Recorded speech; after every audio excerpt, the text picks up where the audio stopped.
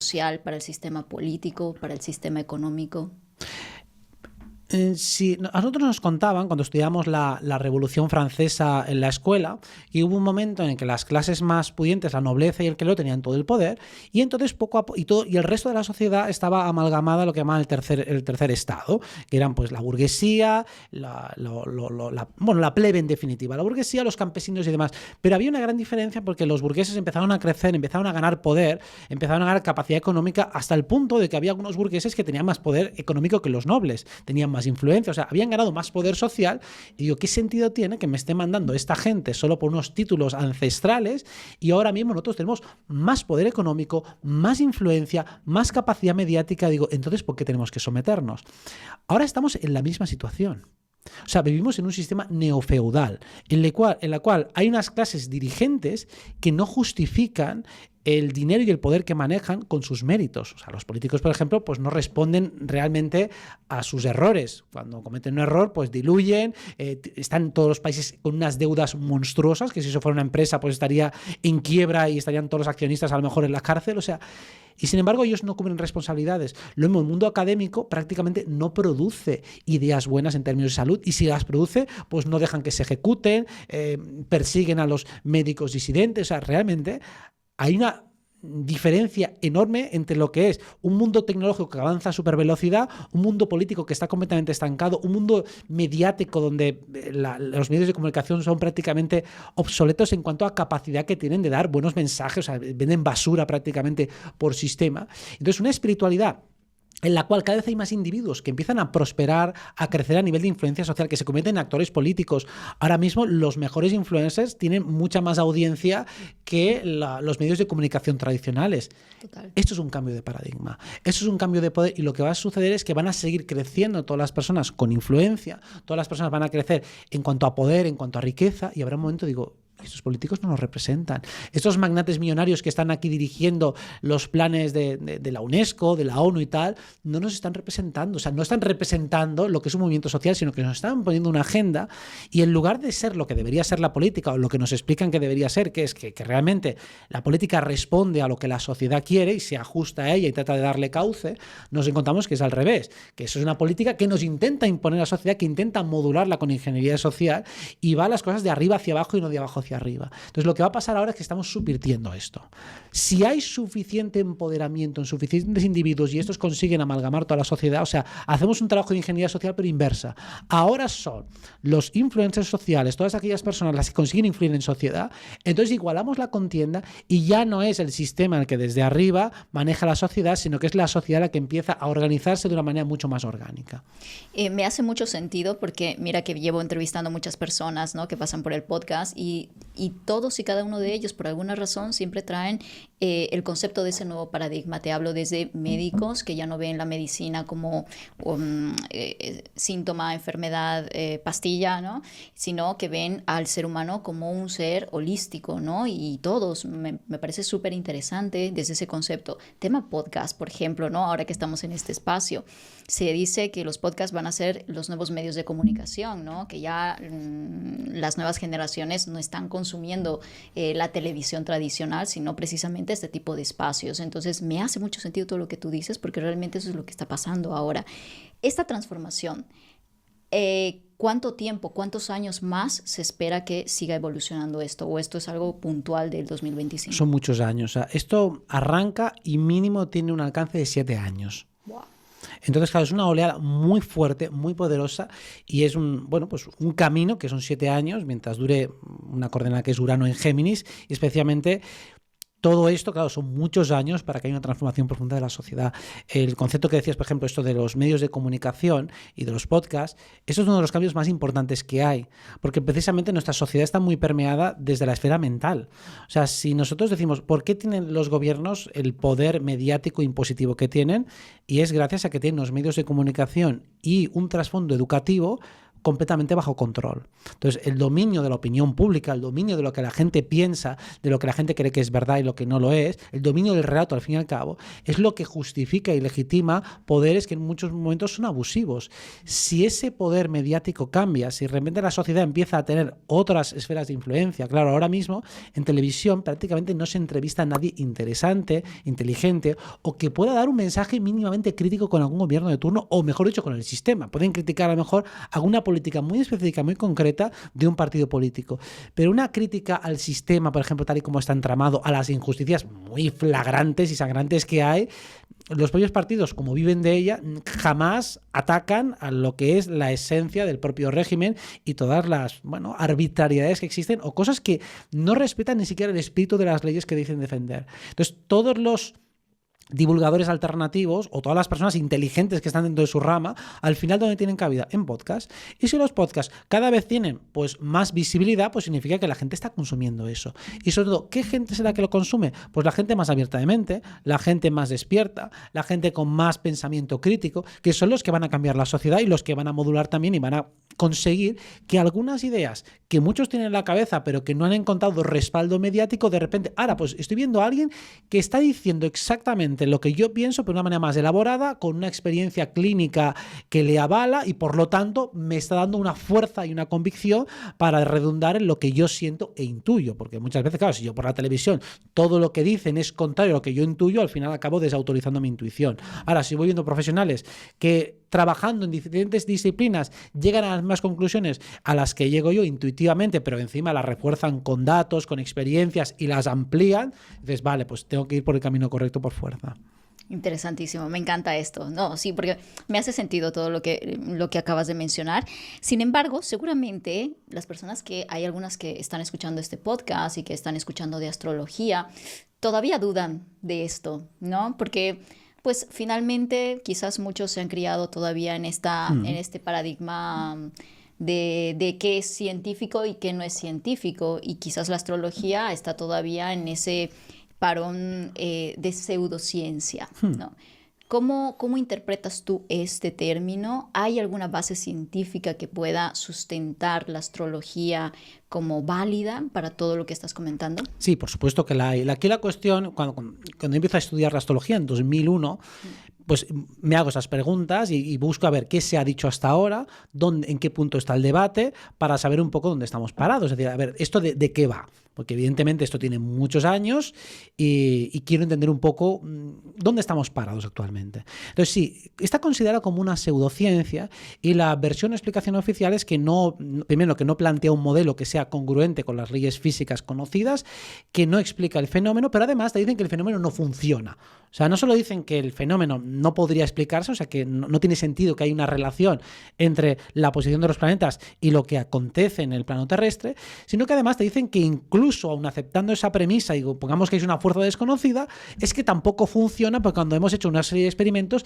no nos cuadra. Entonces, claro, yo examino el experimento y digo, estos experimentos están súper mal hechos, están basados en premisas falsas y te das cuenta enseguida, a poco que sepas un poco de astrología, que esos no tienen ningún tipo de rigor científico. Es decir, en contra de lo que te quieren vender, te dicen, no, eso es un rigor científico perfecto, experimental. Digo, sí, pero no estáis comprendiendo ni siquiera las propias premisas de la astrología. Es decir, denota lo que se llamaría una falacia del hombre de paja, que es que han asumido premisas astrológicas que no son astrológicas para poder rebatirlas más fácilmente. Como decir, bueno, como tú dices que todos los negros son no sé qué, digo, no, yo no he dicho eso. Bueno, pero vamos a asumir que lo has dicho y entonces te lo rebato. Digo, no, es que si no se ha dicho eso es muy fácil rebatirlo y entonces hay una falacia de base. Entonces, cuando uno se da cuenta que esa batalla está viciada, que está trampeada, uno dice, espérate un momento, si yo que acabo de detectar muy rápidamente, en muy pocos segundos, me doy cuenta de que la astrología es válida. O sea, cualquier persona que empieza a analizar cartas natales, o sea, que hace la carta natal a un individuo, a gente cercana, empieza a analizar lo que dice un manual sencillo, empiezas a leer una carta natal, otra,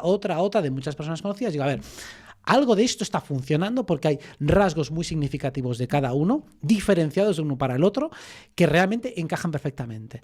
No todo lo que dice el manual, evidentemente, te va a encajar perfectamente. Entonces digo, a ver, esto hay que entenderlo bien, hay que matizarlo, hay que esquematizarlo, hay que comprender muy bien la dimensión del fenómeno astrológico, pero desde luego hay una validez. Entonces te preguntas, ¿por qué no se está investigando esto a nivel científico? Entonces uno se da cuenta o llega a la conclusión de que se hace de una manera malintencionada. O sea, alguien, la comunidad científica o quien sea que mande sobre la comunidad científica, no quiere que se investigue ese tema porque hay una validez a la que se da cuenta cualquiera que investigue en 5 segundos y entonces bajo un parámetro de hay un rigor tremendo que impide, digo, no, si el experimento está mal hecho, si las premisas son equivocadas, es evidente que vas a llegar a una mala conclusión. Pero por supuesto que es científica y si se estudiara con un poco de rigor, cualquiera se da cuenta de que eso encaja y si bien no tenemos un modelo explicativo que lo abarque absolutamente todo, eso es absolutamente innecesario en lo científico.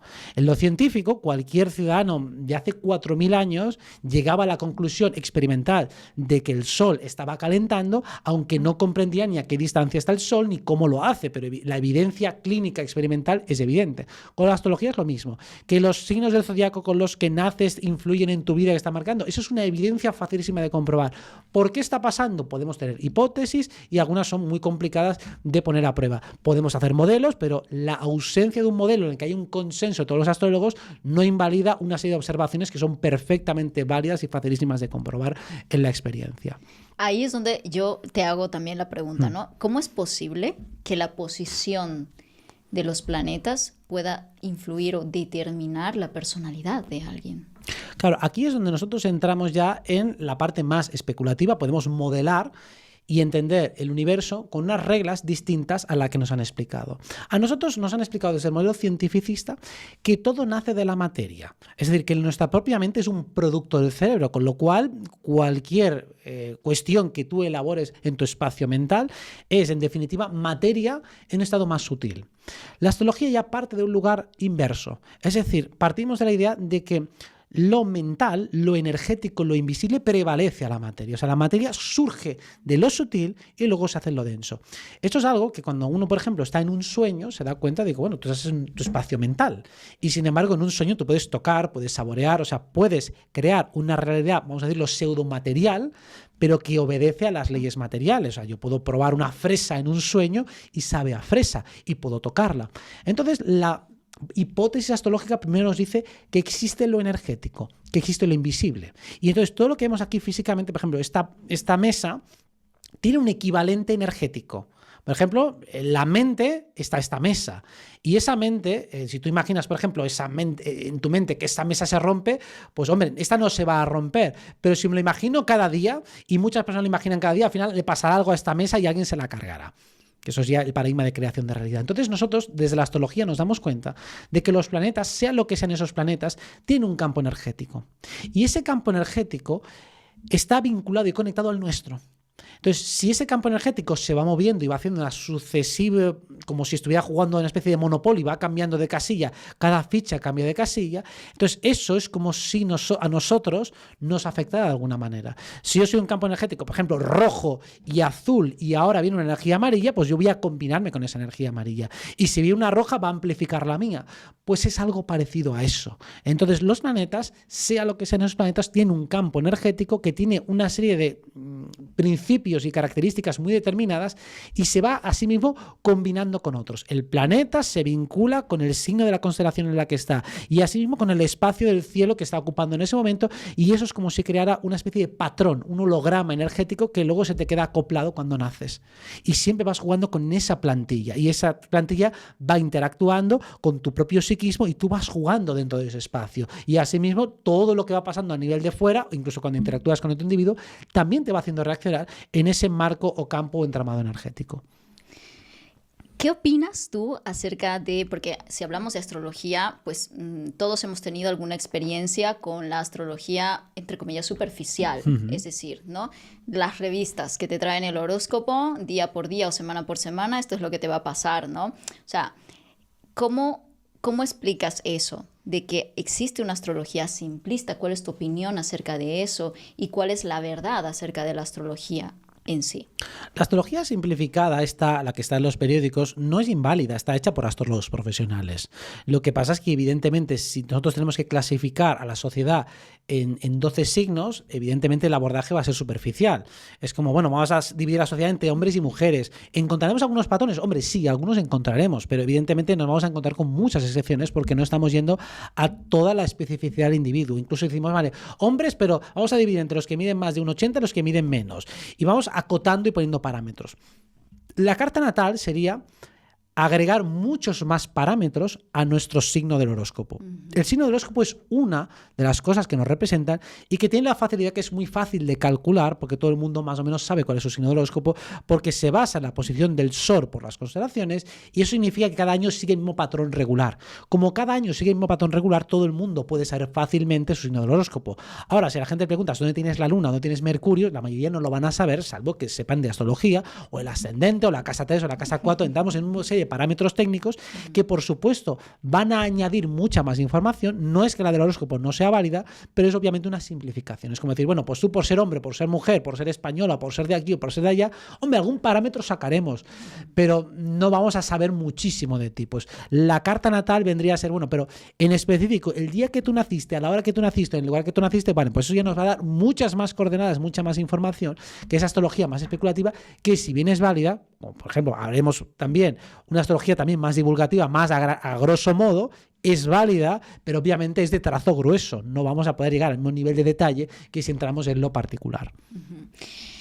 Cuando hablamos de la astrología y las cosas que se pueden predecir gracias a la astrología, quizás muchas personas se quedan como estancadas en, ok, esto es lo que me va a pasar. ¿Dónde queda el libre albedrío? No, el libre albedrío siempre está. Entonces, nosotros cuando hacemos un pronóstico, es como si hiciéramos un pronóstico climatológico. Estamos hablando del clima energético que se va a mover. Si es más seco, si es más cálido, si es más frío. Eso no determina ni te obliga a hacer nada, pero evidentemente tienes una presión. Es como decir, mira, va a haber una manifestación en la calle, habrá ruido, el tráfico estará acotado. ¿Eso determina lo que tú vas a hacer a continuación o cómo vas a responder ante ello? No. Si hoy llueve, ¿determina lo que tú vas a hacer o vas a reaccionar? No. Solo te está diciendo que va a llover, que hay una parte que tú no vas a controlar. Entonces, el clima energético habla de, ahora llega, por ejemplo, una energía que es más húmeda. Por ejemplo, la que tenemos en 2025, para ir a ejemplos concretos, es una energía más cálida y más masculina. Por eso va más deprisa. Entonces, si es más deprisa, yo me puedo quedar parado igual. Lo que pasa es que me voy a sentir mucho más atropellado y sobrepasado por las circunstancias. ¿Me obliga a ir rápido? No, no me obliga.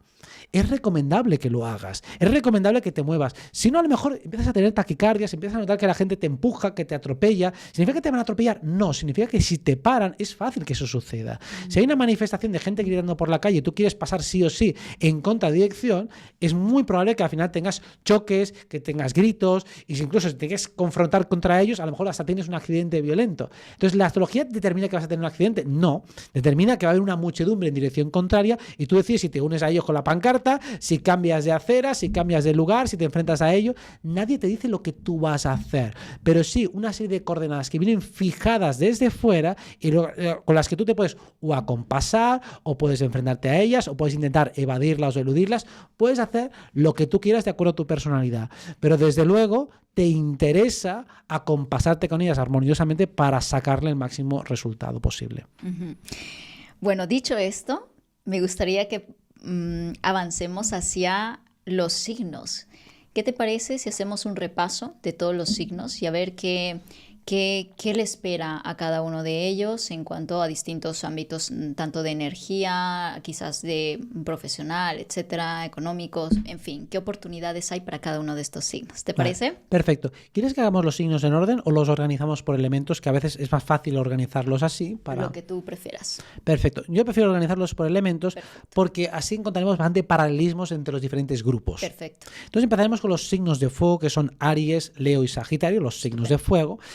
Y como el ritmo es más rápido, en principio son bastante favorecidos este 2025, porque entramos en una zona más de fuego y más de aire, y por lo tanto es más individualista. De hecho, Saturno y Neptuno entran en Aries, que esto es, en términos técnicos, significa que se favorece la energía del emprendedor.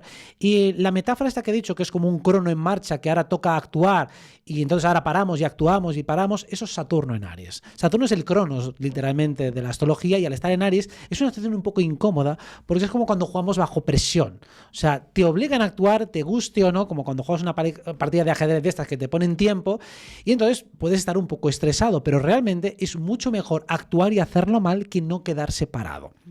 Entonces los signos de fuego se ven favorecidos porque están más acostumbrados a actuar que a pararse. Están mucho más acostumbrados a hacer cosas aunque salgan mal que no quedarse simplemente a la espera. Entonces el signo de Aries es el que tiene más nivel de presión. Y luego también tenemos Neptuno en Aries. Neptuno en Aries significa que las fuerzas colectivas ayudan al emprendedor. Neptuno siempre es como el oleaje colectivo. Hasta ahora hemos tenido desde 2011 más o menos Neptuno en Piscis. ¿Esto qué significa? Se ha ayudado mucho a los rezagados. Es como si la energía ha estado ayudando a desfavorecidos, y por eso todos esos términos que se han metido mucho con ingeniería social pero que tienen un sentido astrológico, vamos a incluir a las frases desfavorecidas, a corregir errores históricos, toda esa narrativa que se ha aprovechado pues mucho el feminismo hegemónico de ahora. Eso va a acabarse ya, porque es como se van a compensar todas las, vamos a decirlo, injusticias, abusos sistémicos que ha habido, y ahora vamos a empezar a premiar a los que realmente asuman riesgos, a los que sean líderes sociales, a los que se atrevan a denunciar pues, lo que esté mal en ese momento. Esa es la energía de apoyo. Neptuno en Aries ayuda especialmente a Aries, ayuda a los emprendedores y a los valientes, y también les obliga a actuar con rigor y con mucha más responsabilidad. Esa es la parte difícil. No basta con simplemente, bueno, haz lo que te dé la gana y ya está. Digo, no, vas a tener que hacerlo y hacerlo bien. Mejor hacer algo y hacerlo mal que no hacer nada. Pero ya que te pones, si lo haces bien, muchísimo mejor. Entonces, la energía de Aries es la más protagonista de todo el año con diferencia. Wow. Y la de Leo y Sagitario, ahora matizamos un poco con ellos, también se sienten más beneficiadas porque no les toca tan directamente. La energía de Leo tiene una pequeña dificultad, y es que aquellos que han estado ostentando, por ejemplo, puestos de poder y de responsabilidad que no estén justificados, lo van a tener un poco más difícil. Por ejemplo, reyes, monarquías, todo esto que viven de parámetros del pasado, como muy parecido a la Revolución Francesa, ¿no? Porque ahora se repiten aspectos similares. Entonces, todos aquellos que viven, pues eso, políticos y demás, que no justifican realmente su sueldo y su desempeño con sus rendimientos, a gente que está cobrando muchísimo a lo mejor por hacer un trabajo de poner 4 firmas, estos pueden empezar a caer. ¿Por qué? Porque van a haber otras personas que lo hacen mucho mejor, que trabajan bajo un rendimiento muy superior, y por lo tanto digo, ¿cómo se puede justificar que esta persona siga teniendo estos privilegios que claramente están fuera de lugar?